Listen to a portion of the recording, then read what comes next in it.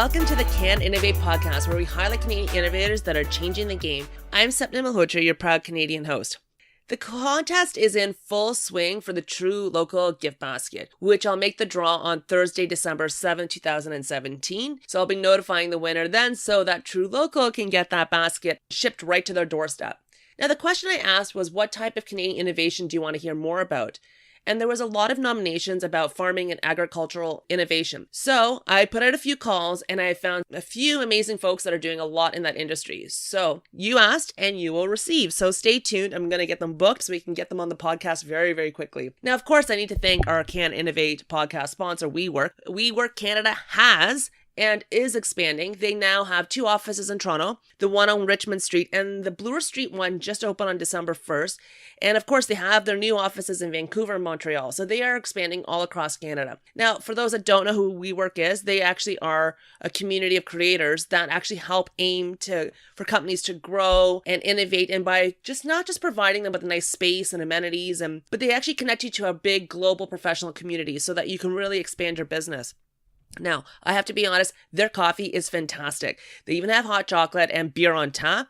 And I think for the past 2 weeks, they've had a different type of networking event from different groups that have been hosting holiday parties. So I don't think you'll go hungry there either. So anyways, go check them out. Visit wework.com for more information. You can book that tour. I'll put the links in the show notes. But if you're looking for a community to be part of, this one I highly, truly recommend.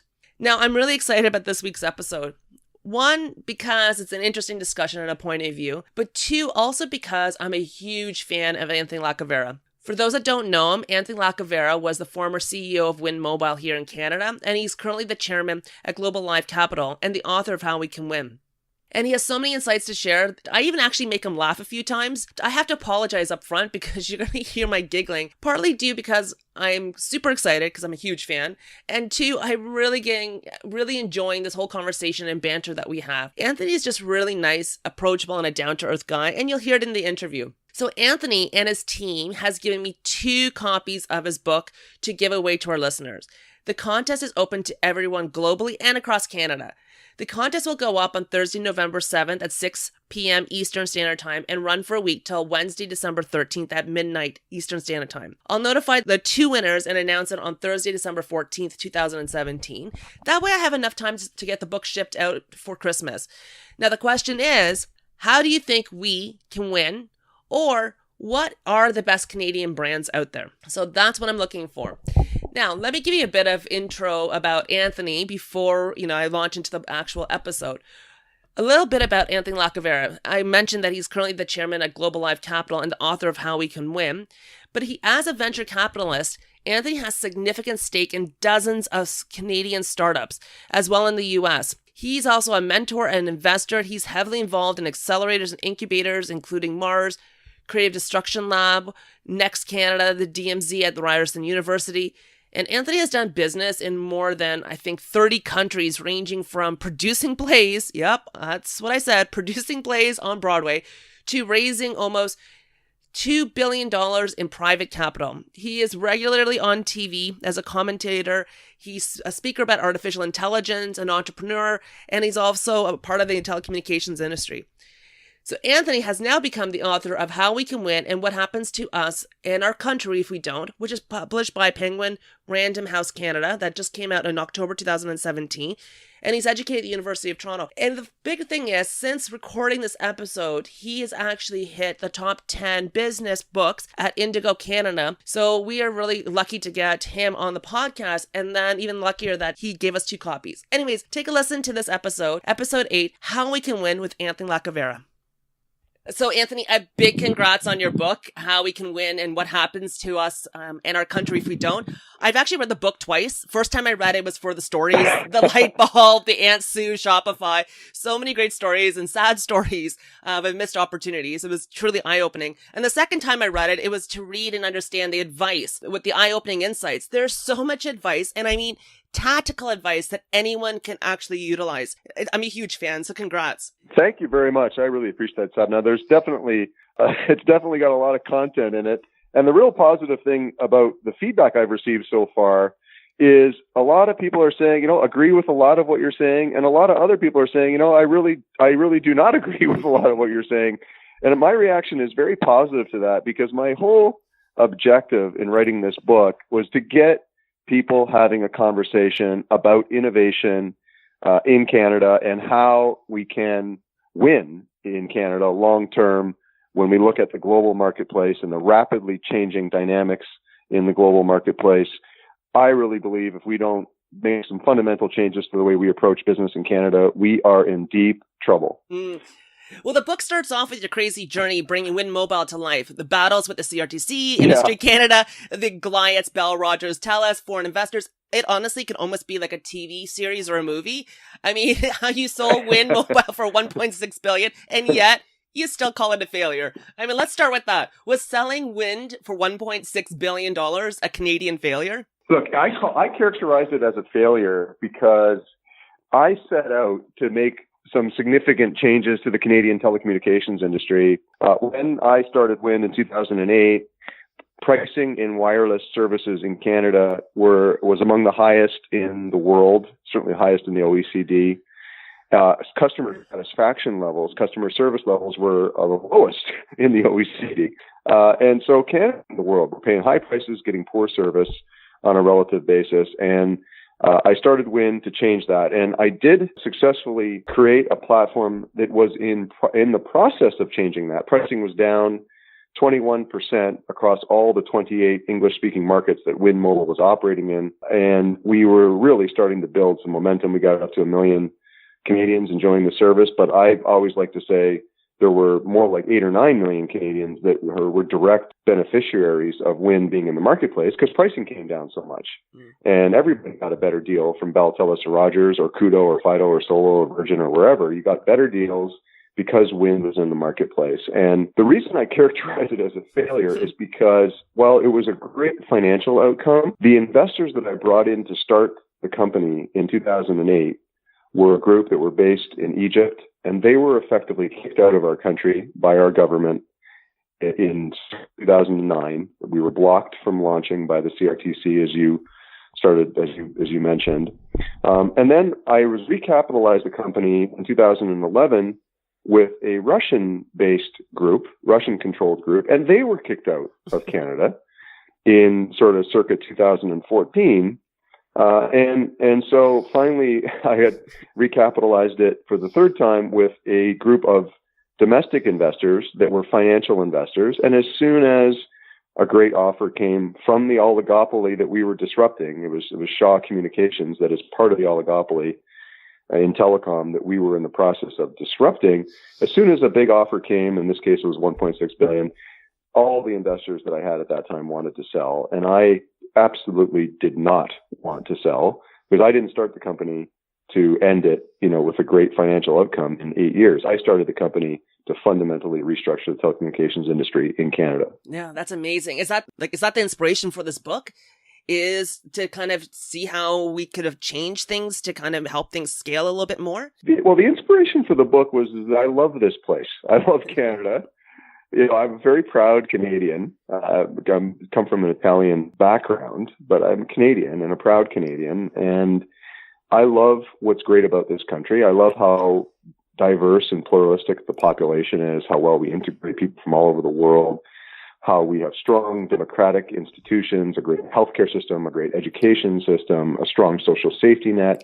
There's just so many great things about Canada, not to mention the fact that we're just kind of nice people too, generally. Of course, there's jerks everywhere, and we've got our fair share of jerks, but we're generally nice, and we care about people. And so I love this place, and I wrote this book, How We Can Win, and What Happens to Us in Our Country If We Don't, is the subtitle, because I really want it to continue as it is and prosper in the 21st century. And I feel like from all of my experience in starting businesses over the last 20 years, I've started up 12 different businesses.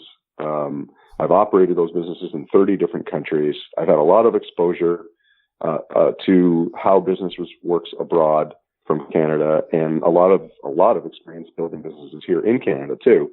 And I've been able to now clearly articulate in this book what we're great at and what we're not great at, and what we need to change in order to be prosperous in the 21st century. And the good news is that we have all the tools at our disposal to become successful. We just have to get off our butts and make the changes that are necessary in order that we ensure our success.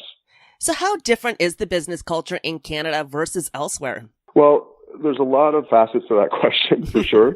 It starts with broadly that we have first of all, our economy is dominated by oligopolies in banking and telecom and rail and energy and agriculture, in resources and mining. We are a country of oligopolies. And what does that do? Well, it creates an environment that is less competitive, because if you're the oligopoly, why would you compete with each other? You just want to keep pricing high and keep service levels as low as possible and make as much of a margin as possible.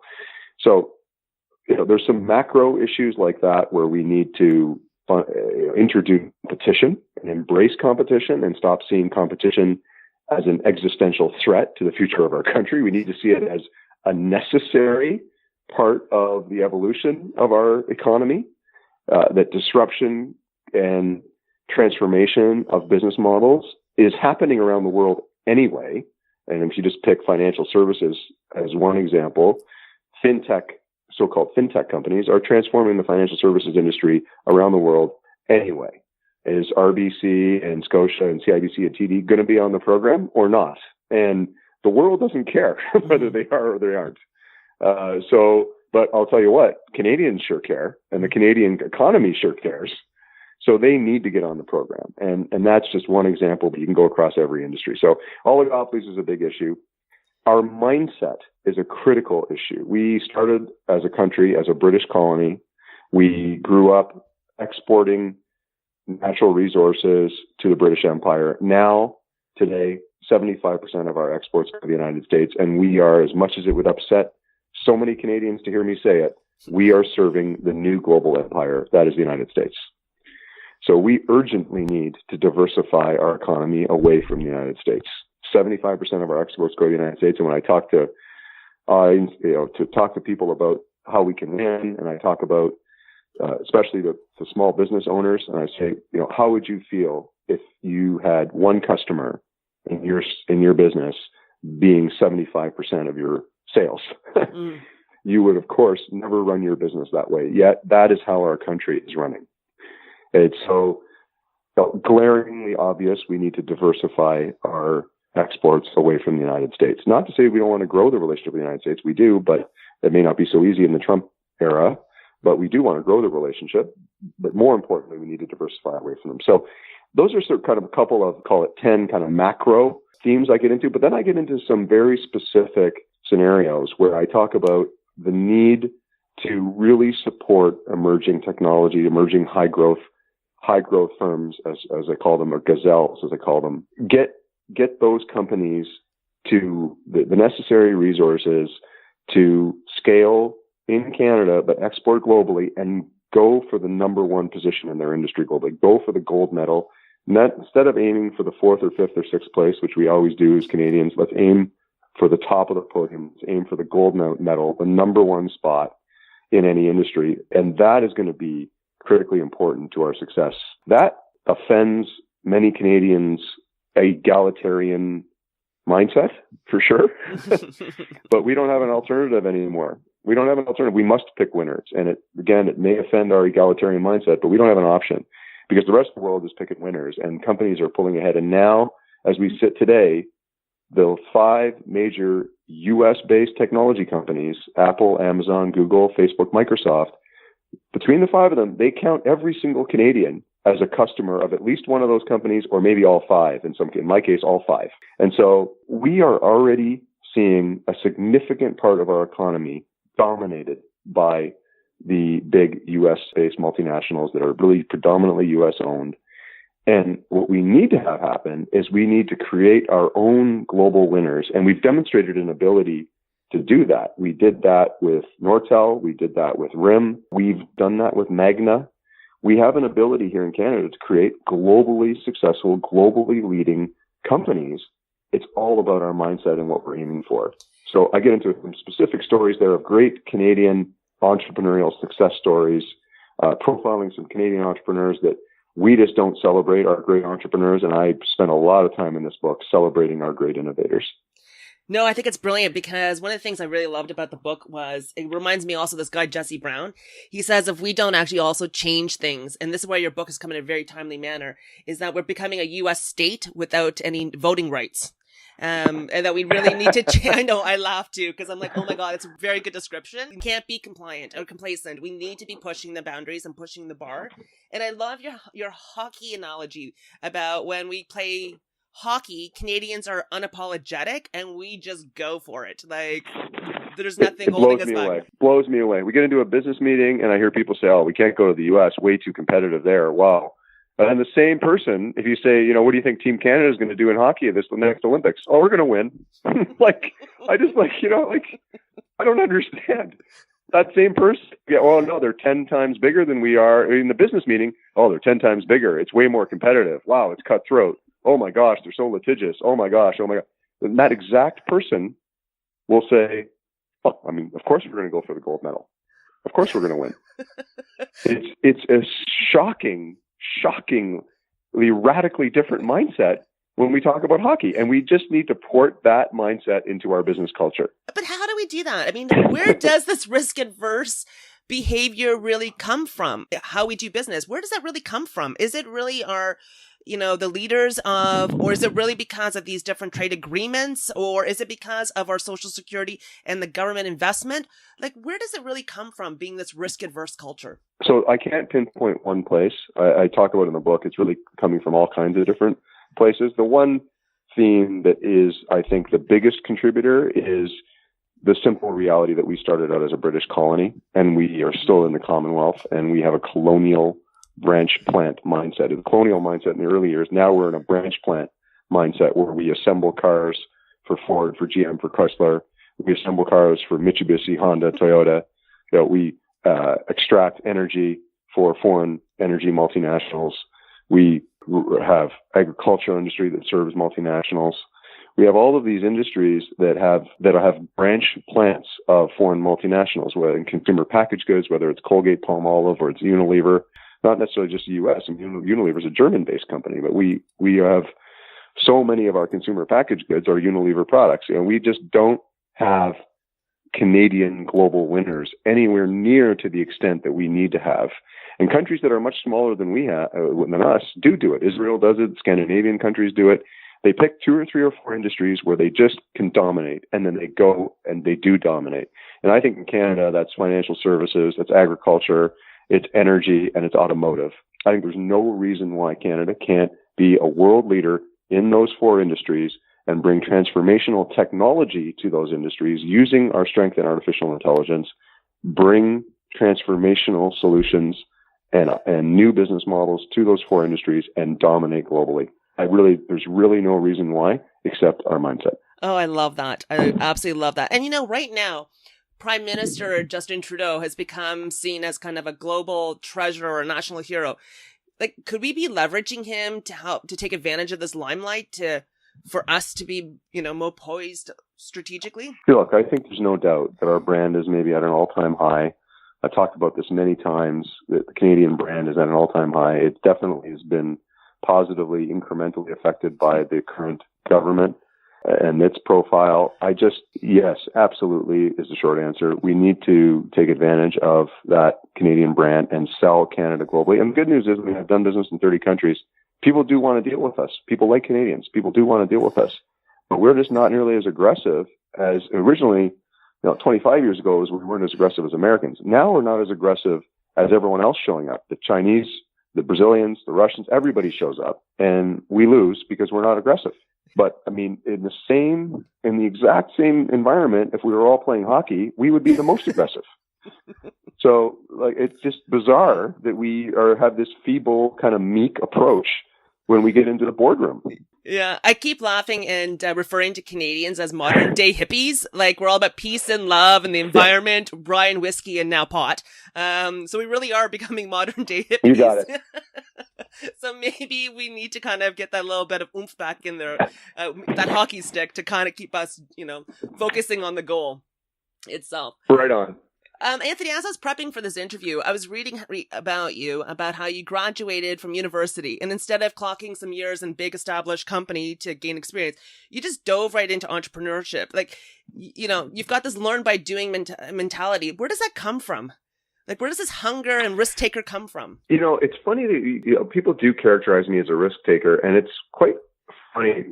My reaction to that is, actually inside myself, I feel like I'm actually quite risk averse. And what I mean by that is I think that I would feel extremely uncomfortable if I had to worry about my path in life based on decisions of others. And what I mean by that is I wouldn't fit well in any kind of corporate structure because I would always be worried and risk averse towards someone else being able to make decisions for me. So I think where it comes from, Sapna, is just a simple reality that I am way more comfortable and feel way more secure and feel like I'm taking much less risk when I just make my own decisions. And that's what I've done my whole career. I've never been employed anywhere. I started my first business as I graduated from the University of Toronto Engineering School and never looked back. I was not very good at it in the first go around, that's for sure, because I didn't know what the hell I was doing.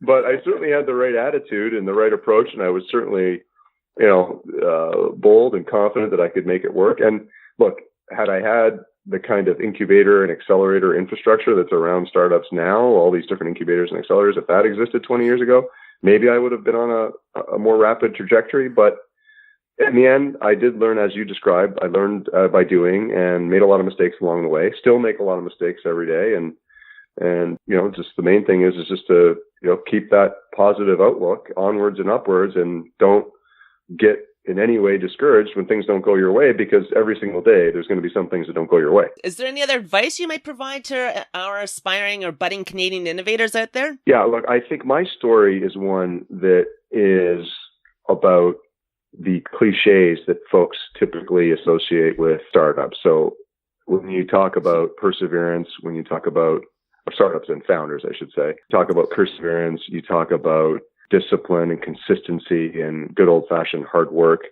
I mean, those are really the hallmarks of my success. And I say that only to say that, many people think now, okay, well, you've got to have some great idea and have a patent and have all this, great technology and disruption and innovate a new business model, new idea, create something new. My story isn't about any of those things. My story is about the cliches of being a great founder. I work hard, do not get pulled off track. I'm very consistent. I'm disciplined.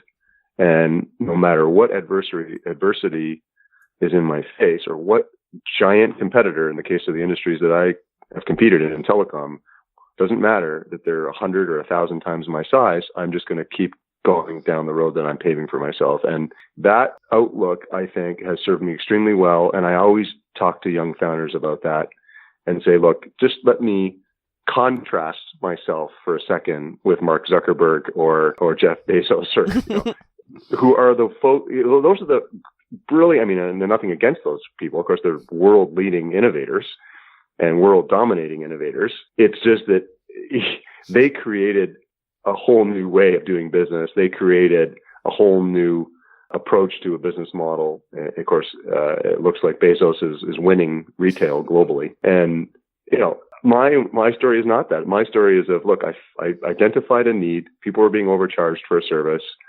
I launched my own service where I focused on the customer experience, and I focused on bringing costs down so that I could bring prices down. And there was a great outcome. You know what? Kind of boring in the world of high tech. Kind of like, oh, what a yawn that was. But the point is that 99.99% of businesses are like that. And there's this 0.01% of young founders say, oh, I'm going to be this is the next Facebook. This is the next Google. And I'm just like, okay, like, whoa, just,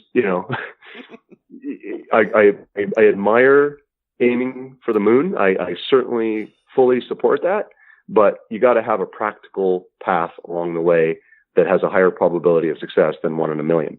I love that. It's true. There's a difference between an idea and a concept. And I think that's brilliant. Okay, so I find you beyond fascinating. I think I actually drank your Kool-Aid somehow.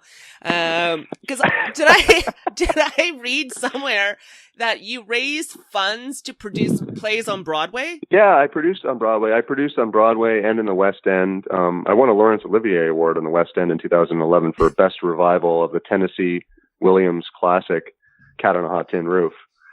So I love theater. I was on stage in high school, and I, of course, don't have the time to go on stage anymore, but producing theater is my way of continuing to be connected to that industry. And it's by no means a, explosive, profitable business for me.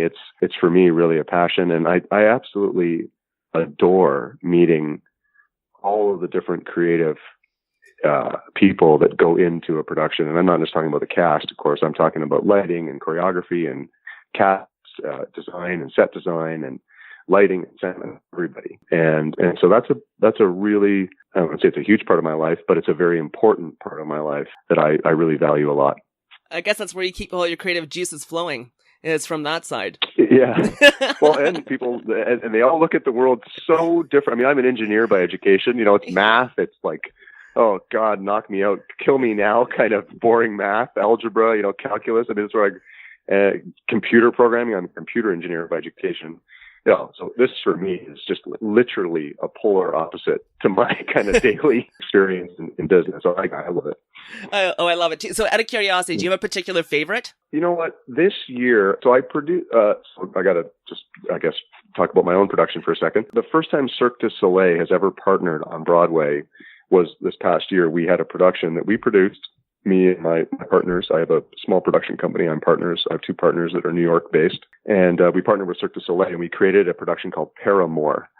And it was amazing because it had, it was a great love story, but it had all sorts of Cirque du Soleil elements woven through it. And I just felt like it was just a fantastic production, such an uplifting, beautifully done production. So, and the first production that had lighting operated by drones, which I thought from the geek side of me got really excited about that.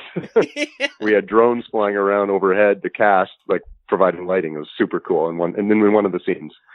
That was the last one. But, what I love the classics. I mean, I still think that shows like Les Miserables or even going further back, Phantom, these types of shows, Lion King, I think everybody should see that, call it, 10 big musicals, of course, Jersey Boys, I think everyone should see. There's just so many great, Book of Mormon, there are just so many, what I'll say, like bright classics that have so many great lessons for people in them. And in my opinion, just a way better way to spend an evening than many other ways. So if I had to pick one this year, I would say I really loved Paramour. And it's not just because of my own production. I just thought that was a very unique production that really had some fantastic elements in it. Oh, that's brilliant. I was so curious about that because I guess you have very little downtime. So this is also kind of one of those areas that you're able to kind of relax and enjoy and wind down. Do you have any other hidden Canadian towns, city festivals or restaurants that you kind of gravitate towards to kind of help you with relaxation when you're not producing plays, obviously? Yeah. I mean, so in Canada, I spend most of my time in Toronto. I'm in and out of Canada a lot with all the businesses that I have going around the world. When I am in Canada, I'm mostly in Toronto. And for me, I love trying the new sort of off the beaten path type places. And I do the same thing in London. I was in London this week, and I, make a point to try, always in London, to try a place that's well off the beaten path. But recent years in Toronto, for me, that's been along Ossington. And there's just, a handful of great spots that now are looking 3 or 4 years on quite popular now, but it was 10 years ago when I first started going out there. It was really off the beaten path there. I like it. And I like it on, around St. Lawrence Market. I just think that wave of Toronto is just beautiful. I like the distillery as well. And, for me, I like to spend time not just sitting at a lunch or a dinner table at a restaurant. I like to, have something around that. So for me, St. Lawrence Market area or distillery or Ossington where you can walk as well and see a bunch of things over the span of a couple of hours. I love that. It's all about the experience. I would expect nothing less from you. And finally, how can our listeners connect with you besides reading your book, obviously, because that's just brilliant? Is there a way that they can connect with you? Do you have a Twitter handle? Yeah. So, and I genuinely am looking forward to feedback on the book. I've gotten a lot of feedback already, as I said at the top of the conversation. Some people agreeing with a lot of it, some people not agreeing with a lot of it. Handful of people saying I don't agree with any of it, and a handful of people saying I agree with everything you said. So it's been really a diverse reaction, which has been really fantastic. The book is called How We Can Win. It's available Indigo, Amazon.ca. It's not available on Amazon.com. It's not available in the US, so it's Amazon.ca or Indigo or any one of the independent bookstores. My Twitter handle is at Anthony Lacavera. And on LinkedIn, I'm Anthony Lacavera, and I'm on those two social channels having a conversation about this book literally every day. And so I really would welcome people contributing to that conversation, giving me their views. Again, it doesn't matter from my perspective how much you disagree with anything I've said. Lay it out there, lay out what you think. We must have these conversations for Canada to be successful. That's brilliant. And trust me, I've got tons of notes that I have and ideas, so I'll definitely be reaching out to share that with you. Like I said, I read it twice for two different intents. So, yeah. Oh, that was awesome. No, thank you so much for your interest, and appreciate very much you connecting with me and making the time for me on your show. I look forward to speaking with you soon. Cheers. Thank you again for joining us this week. Time is a gift, so I truly appreciate it. Now, some details about how you can win a copy of Anthony Lacavera's new book, How We Can Win, and what happens to us and our country if we don't. The contest is currently open to everyone, and the contest will go up on Thursday, November the 7th at 6 p.m. Eastern Time, run for a week till Wednesday, December 13th at midnight Eastern Time, and we will notify the two winners and announce it on Thursday, December 14th, 2017. That way I have enough time to get the book shipped out in time for Christmas, hopefully. The question is, how do you think we can win in Canada? Or what are the best Canadian brands? Now, there are two ways to enter. One, on the Facebook page. I'll put the link in the show notes. Two, you can also email me at sapna@caninnovate.ca or info@caninnovate.ca. And of course, you get 3 bonus entries if you email me with a screenshot of your rating and review, because I'm still channeling Gary V. Ratings and reviews are my oxygen. And a big thank you to WeWork Canada for being our official podcast sponsor. Definitely go check out their website at wework.com and you can book a tour. It's so worth it. Their office space definitely look great in Instagram pictures, and I'll put that link as well. And remember, share the podcast with your friends and family. We are getting into the season of giving. And of course, this is our podcast, and I look forward to chatting with you next time.